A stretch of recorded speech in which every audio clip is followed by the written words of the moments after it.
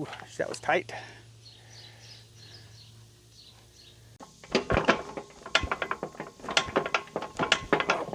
Oh, need a bigger wrench. Hey, that broke it loose.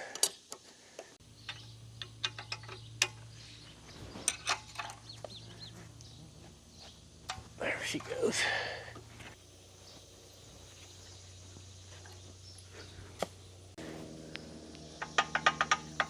Oh, I got a feeling it's gonna be heavy. Oh yeah, it's gonna be very heavy.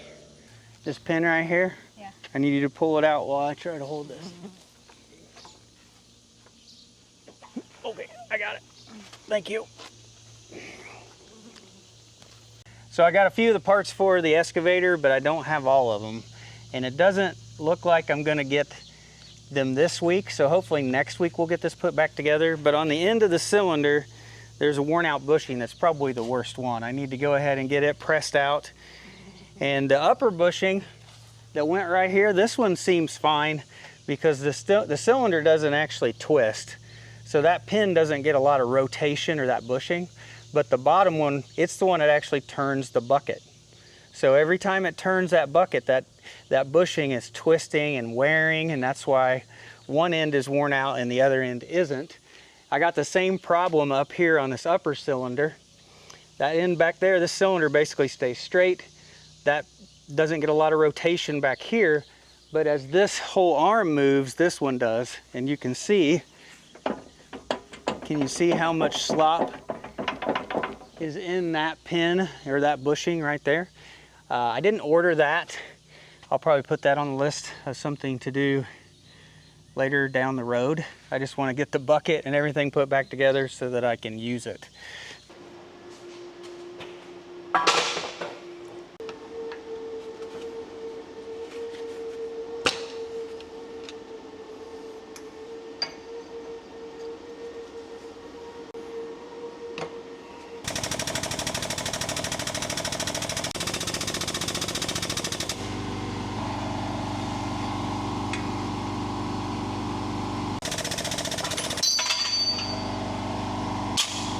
So here's one of the new bushings for the excavator. And if you look inside, these bushings have grooves on the inside. And these are like grooves to carry grease. So when the grease comes in, it can follow that channel all the way around, all the way across, and grease the pin evenly. And when you look at the one I just took off, that was the worst one. That groove was completely gone on one side, completely worn off, a ton of wear on there. It's supposed to be 45 millimeters on the inside, and it's 47.5.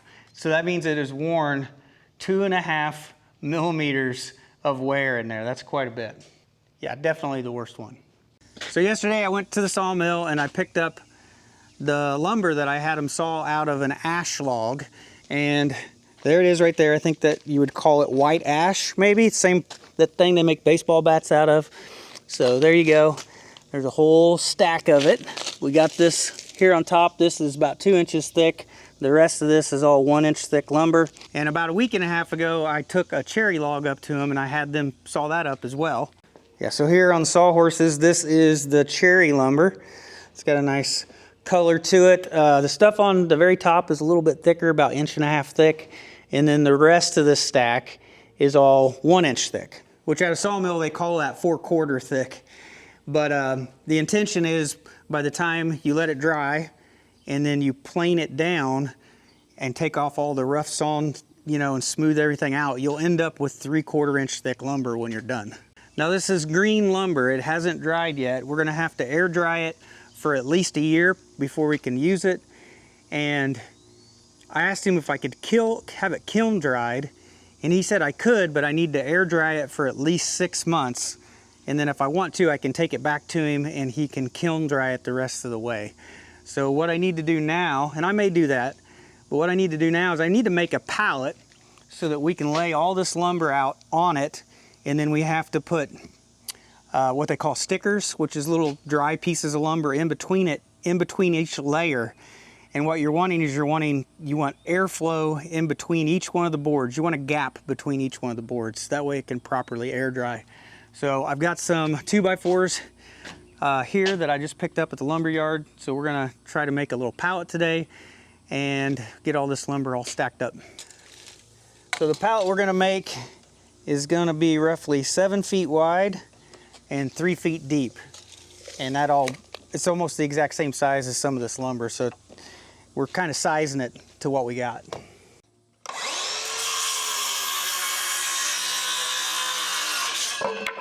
One of these days I'm gonna get a new saw blade for this. I think this is still the original DeWalt blade when I got this saw. And I bet you this is a 10-year-old saw. At least 8 years.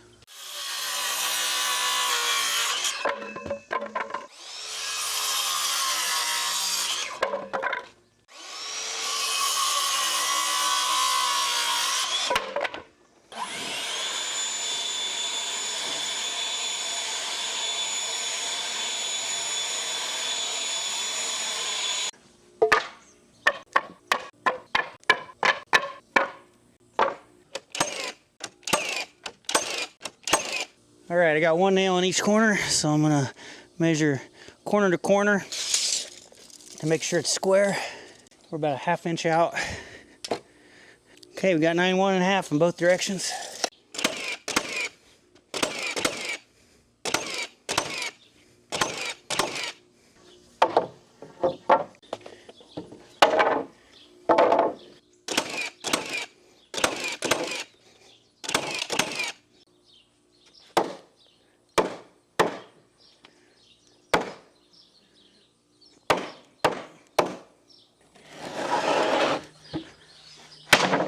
I think I'll go ahead and put a couple boards on the bottom just to keep these from twisting.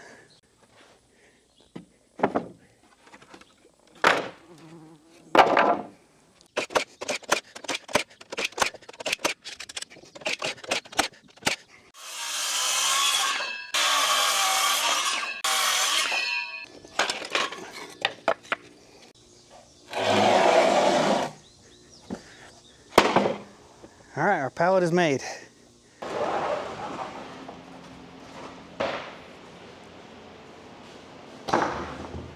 Next thing I need to do is I need to make stickers, which are small little boards, little strips that go in between each layer of the lumber. And I've got some old rough sawn pine here I'm gonna use to make them.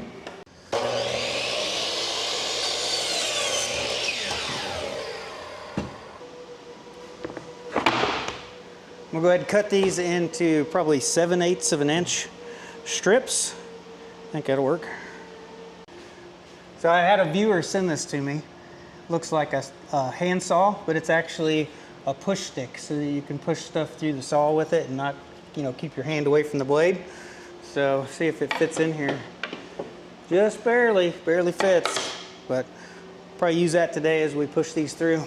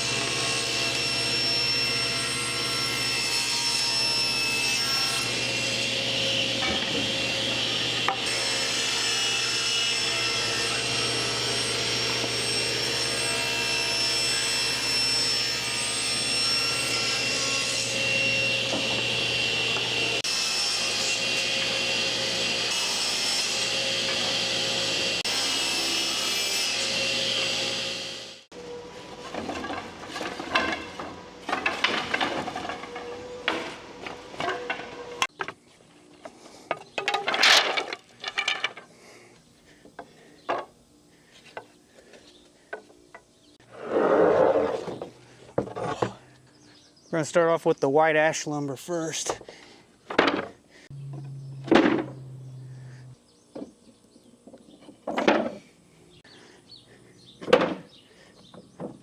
Six stickers per layer. I got a feeling I'm gonna run out of these pretty quick.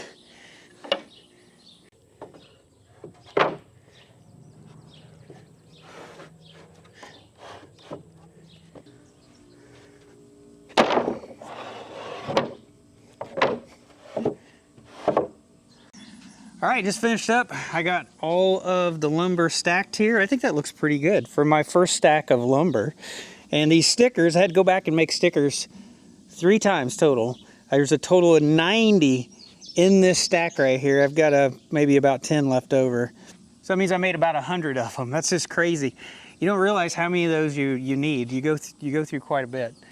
So now I need to take this stack of lumber, and I really need to store it somewhere that it can air dry for over a year.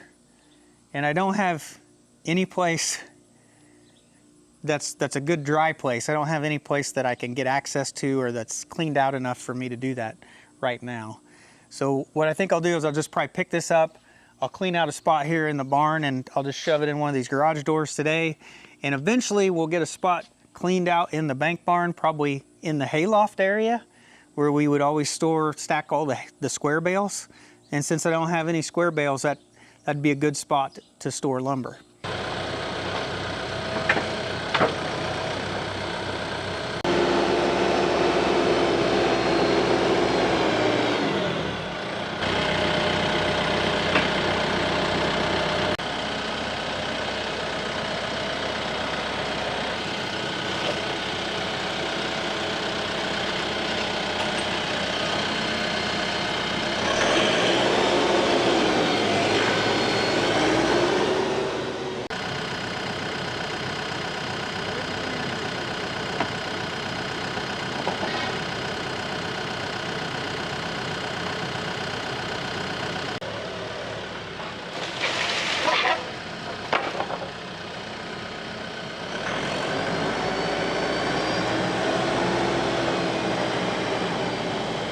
So right about now, everybody's saying, well, why did you stack it outside? You should have stacked it inside. You wouldn't have to deal with this. You're absolutely right.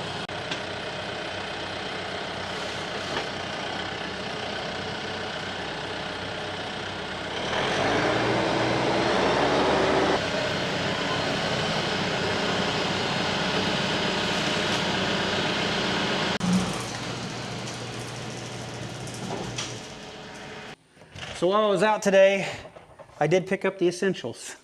I bought 3 more cans of wasp spray. This was on sale today, and I think I got them for like $3 a can, which is good. So I'm gonna throw one of these in the side by side. But I got stung by another wasp 2 days ago. I was going in and out of this door right here, and they had built a nest in this corner, and I slammed the door, and when I slammed that door, man, they hit me. I didn't even realize they were there. Of course, I came back that night and had my little revenge on them, but I don't know what it is about wasps lately, but they seem to be everywhere. I guess it's just summertime, but yeah, I've been stung twice now in like the last week and a half. So I've been going around. I did the house last night, went around under the porch, tried to get all the wasps there. I've already done that once this year, and that was the second time. But after being stung twice here recently, I'm definitely a little gun shy about everything I pick up nowadays. Like, I am definitely like banging stuff or looking inside stuff, and I probably should be doing that the whole time. But yeah, it's definitely got me on edge. That's for sure. So this morning when I was doing my chores, the post office called, and the new batch of meat birds showed up a day early. I thought they were supposed to show up tomorrow, so it's a good thing we got this all cleaned out the other day and got everything ready. So let's go ahead and check on them, see how they're doing. Yeah, there they are. All the little meat birds. Start out yellow and they'll end up being white. But yeah, we ordered 28 birds. They sent 29. They normally send like an extra one. And last time we had 3 die, so I need to keep a better eye on them this first few days. So this batch is a half a year's worth of chicken for me and Rebecca. The other batch is out on pasture in the chicken tractor right now, and they're gonna be probably processed here in about 3 weeks. And yeah, that's pretty awesome in a way to be able to we stagger those by about 4 weeks. So you raise the first batch in 8 weeks, and then 4 weeks later, the second batch is ready. So a total of 12 weeks of raising chickens, and you got a half a year's worth of chicken in the freezer. I think that's awesome. It's probably the quickest way to raise meat. Besides maybe, yeah, it's quicker than rabbits too. But out of all the meat that we raise, the chickens overall is probably the quickest, but they're probably the ones that involve a lot more labor too, because you're moving them every day out on pasture. We do the butchering, processing, and put them in the freezer. So probably a lot more work for us in a shorter amount of time, or it seems like a lot more work. But the pigs, they're super easy. Now that we got the pig feeder in there, I fill up the feeder once a week, and the water is automatic. And all we do is just basically go out there and give them scraps when we have scraps from the house to give them as a treat. But yeah, the pigs are pretty well hands off, and yeah, it's like a weekly chore for the pigs. And then after 6 months, we have, you know, pork to be able to put in the freezer. That's probably the second easiest one that we raise. Now, when it comes to raising cattle for beef, if you're buying like feeder steers, I mean, of course, it's all going to depend on how big they are when you buy them, how old they are. But if you're buying like yearlings, they may weigh between like 550, 700 pounds, maybe somewhere in there. And then you're going to raise them for like 9 to 12 months afterwards. So more than likely, you're going to go through all 4 seasons raising that steer. And the wintertime is probably the most labor intensive, because you're going to have to feed them hay throughout the winter. You're going to have to keep their water thawed out. And then that last 3 months, we feed ours out. We grain finish them for the last 3 months. So then you have another feeding chore for those 3 months. So the cattle definitely, they're probably the most commitment you have to have, because you have to have good fences, you have to have good watering system, you have to have hay. You got to have a lot more established to get to be able to raise, you know, beef. So in my mind, like pork and chicken are the places that people should start. In my mind, those seem to be the 2 easiest animals to raise. Like pigs, you can make a small pen, train them to electric fence, set up some temporary wire, you're good to go. And then chickens, you just need a chicken tractor and some poultry netting, a chicken brooder to raise them when they're chicks. You don't need a ton of infrastructure for those 2 animals. Now, the reason I'm talking about this is probably because it's on my mind. I had somebody email me the other day, and they were looking to buy land. They were going to move, and I think they're retired, so they really had a choice of anywhere in the country they could probably move. And they were wanting to kind of know where to start. And my personal opinion is the first thing you ought to start with is laying hens. And you know, they're going to provide you eggs for breakfast, for protein, for cooking, and they produce eggs year round. And they slow down in the winter, but they're good. They're the first thing I think people should start out with. And then after that, if you don't want to process your own food, like if you don't want to go through the trouble of butchering, I would say the next thing to do would be pork, because you can raise them fairly easily, and then you can take them to a butcher and do it. And then once you're ready to maybe process yourself, I'd say you could go to chickens, because you do need a little bit of equipment. You definitely want a plucker, but that's probably a good place to start on butchering. And I really don't think you want to like raise chickens and then take them somewhere and pay them to butcher them, because you'll probably pay like $6 a chicken, maybe more, to have them just processed, which is really going to make you totally upside down on raising chickens. If you butcher them yourself, you're going to come out about the same as what it is at the grocery store, maybe a little bit better, and you're going to have a way better quality product when you're done. And for cattle, it's just more one of those things that you really need to have the right fencing and maybe facilities or whatever to be able to hold those cattle at the right pastures. You need to have all that established before you get them. And that's possibly that you could buy a property that already has fences. You might have to mend them.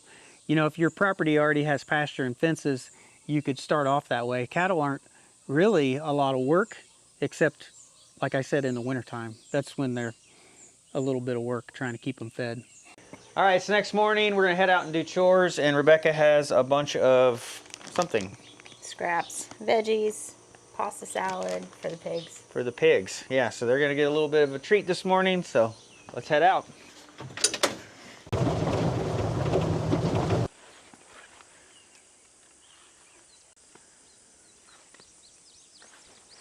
I don't think we have as many roosters as we do hens this time. You'd have to count the red combs. Yeah, I was looking. It looks like there's more hens.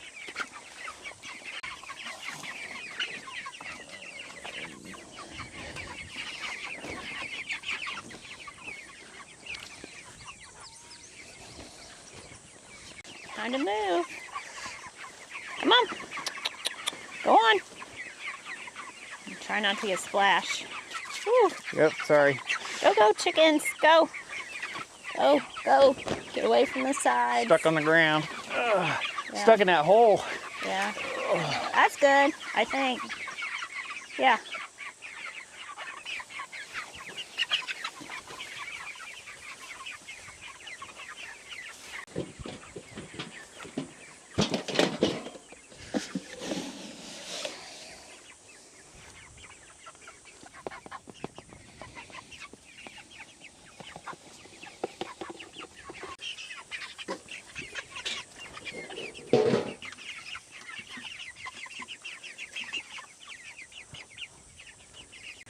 So I had some storms roll through this morning and it was cold front. So it actually feels really good out there this morning. It's like, well, it's got a nice breeze and It's in the 70s. yeah, it's like in the 70s today. And that's a huge change from being in like the 90s and feeling like it's in the hundreds.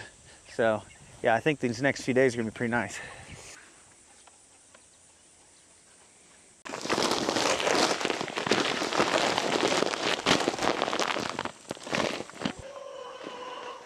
All right, time to check on the baby chicks.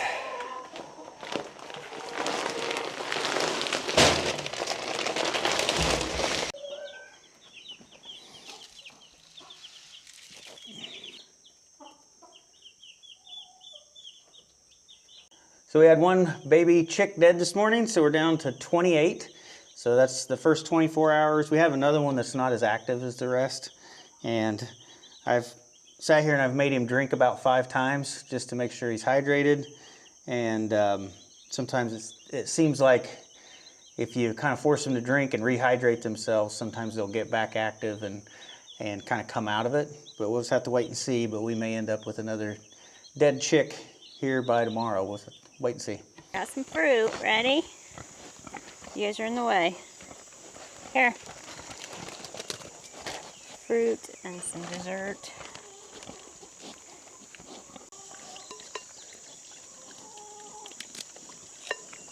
Some veggies. Some pasta. It smells really good. I saved me some back at the house. There was too much. Yeah, this is left over from Wednesday night church. Always have a meal.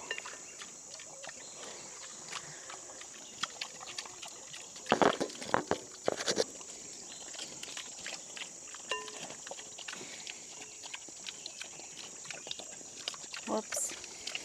I think they like the pasta salad better than the fruit this time. Yeah, they're definitely going for the pasta salad. They usually go for the fruit and sweets. Good pasta salad. Which one do you think is the biggest? I know which one I think is the biggest. I think it's obvious. I think it's the boy. Yeah. This Yeah. one right here looks the biggest. And he's the boy, those two are girls. And the pigs don't leave the farm for freezer camp for another 2 months. 2 months and 8 days. So they're definitely going to be big again this year.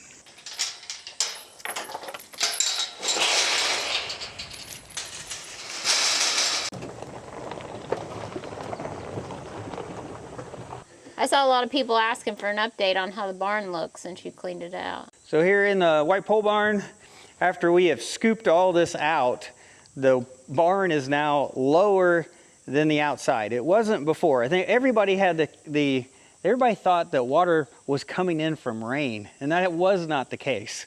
The case was that they initially dumped a small water trough in there, and then they would sit in there and they would stand in that mud for 16 hours a day in this heat, and they would just sit in there, drink, and pee, drink and pee. So this was basically a lake of urine is what it was.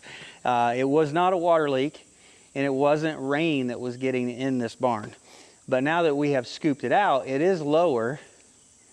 So we are like on a heavy rain, we have rain kind of flows through this barnyard, and then it wants to flow right inside the barn. So we do get a little water in here from rain now.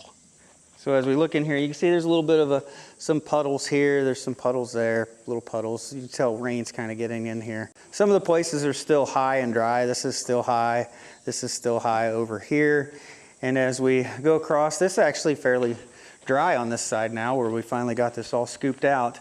But you can tell this is still lower than the barn. So the water has collected outside. The problem is right here in front of the door is lower than the outside. So then now water comes in right in this area. And that wasn't the case before I cleaned it out.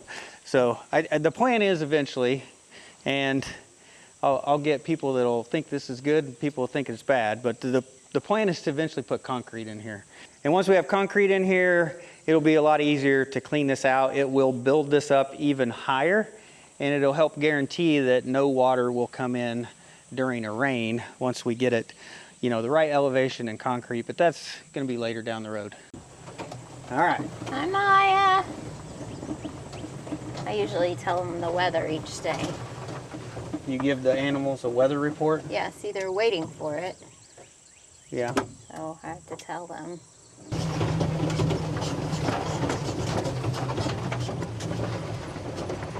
Good morning, Moo-Moos. It's gonna be in the 70s all day today. It's gonna feel nice and cool all day. Yes, the heat has finally broke. I promised you it would. Sorry, Larry. I know you're tired watching all these babies. Yeah, Larry the babysitter. Yeah. Watching all the lambs. Gate boy. Gate boy. That's what you call me.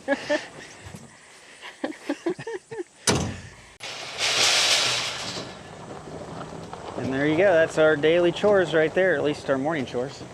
And these pears, like I tried a Bartlett pear, it wasn't ready. It was still tart. I haven't tried one of these yet. Yeah, these are Asian pears. Look how many are on just that one branch. There's probably, what do you think, like 30 on that branch? At least 20? Least. That looks like a good one. Looks like a good one. Rebecca can tell that the fruit harvest is so close, she can't Well, I had it marked wait. on my calendar from last year when they were ripe, and it was the 26th of July, so. When we've already passed that date. Yes. Yeah, so be any day here soon. Yep. The pears all look good, though. I mean, like these pears have done really well. Those pears have done well.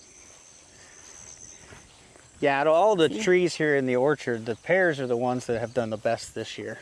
That's for sure. This is all the Bartlett pears. And we got plenty on here. This is probably the first big harvest we've had of Bartlett pears. We can can some pears. I like canned pears better than fresh. Yeah, so we'll probably end up canning some this year. First time. See, the deer have been out here. I could tell they've been eating the branches. Yeah.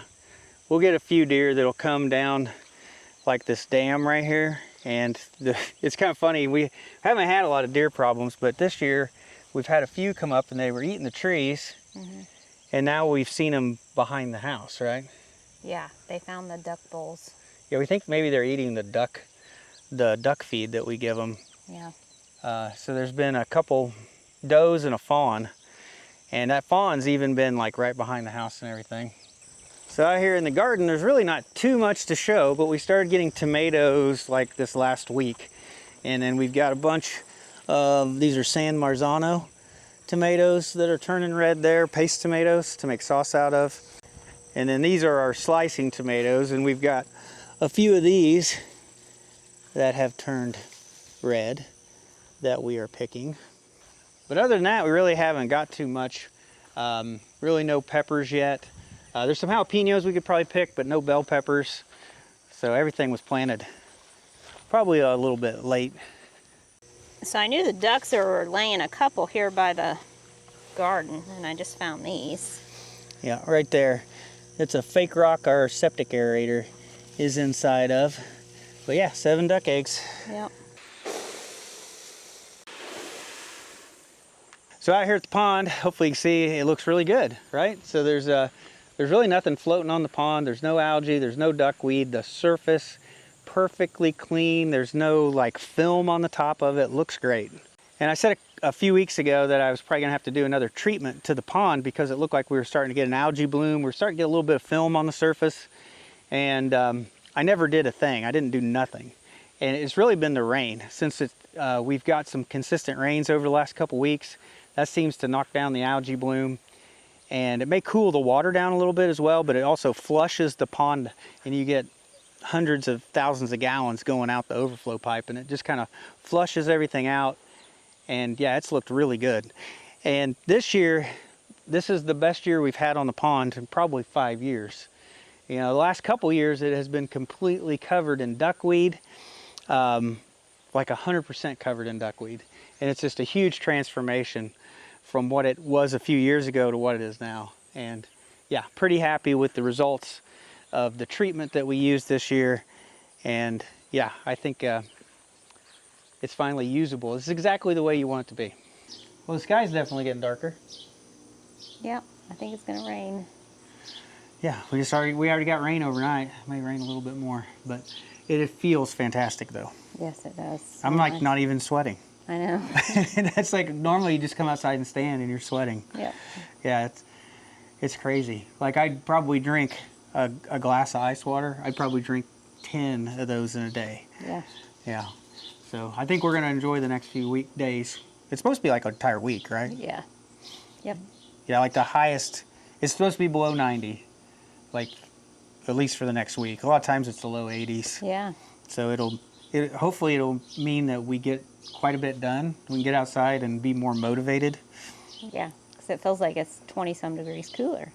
Yeah, the animals, you can tell for sure, like in the heat like this, how much they stay in the shade or how much they stay out.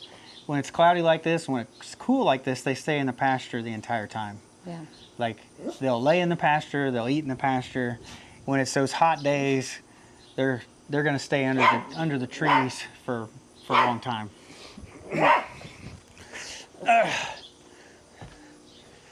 Here's Maggie, our little blind dog. She's so blind she can't find the front door, and she's like 8 feet away. Yeah. So we have to pick her up and put her everywhere since she's blind and deaf. She barks at us when she wants something, so it's either food or outside, or she wants up on the couch. That's normally the 3 main things that we have to do for her. But yeah, she's very, what do you call it, challenged right now. Yeah. Yeah. So we have to help her get everywhere, don't we? But anyway, I think that's going to be it for this video, guys. So thanks for watching. You're going to have to be patient. And we'll see you guys in the next video.